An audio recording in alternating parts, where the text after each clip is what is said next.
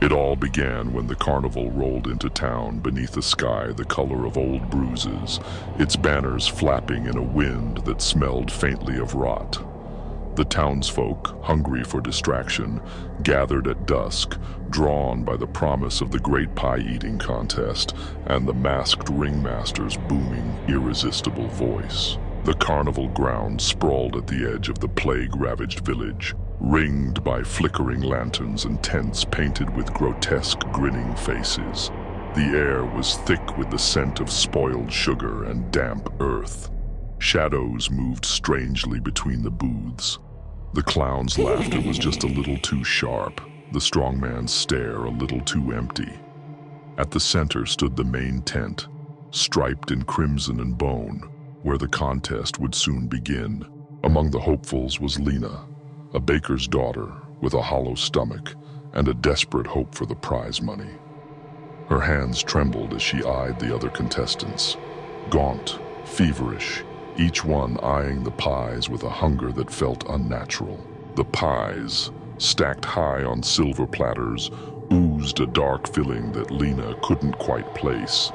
The masked ringmaster, his eyes glittering behind a beaked plague mask, announced the rules.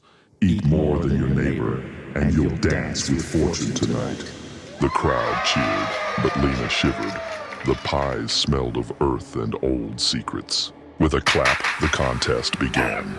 Contestants shoveled pie after pie into their mouths, the crowd chanting in a fevered rhythm.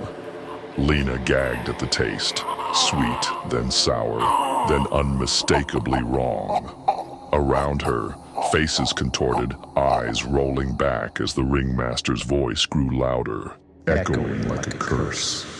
One by one, contestants began to twitch, their limbs jerking in unnatural spasms.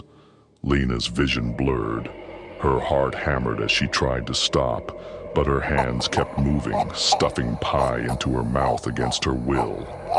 Suddenly, the tent was filled with music, a twisted waltz, played by a skeletal band.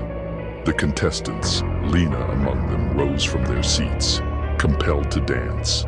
Their bodies moved like puppets, flesh sloughing away as they spun and leapt. Lena caught a glimpse of her reflection in a funhouse mirror. Her eyes were glassy, her smile rictus-wide, her skin mottled and gray.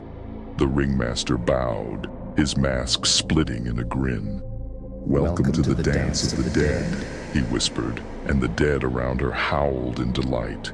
As Lena's feet bled and her vision faded, she realized the audience was gone. Only the dancers remained, locked in an endless rotting waltz. Outside, the carnival packed up, moving on to the next desperate town.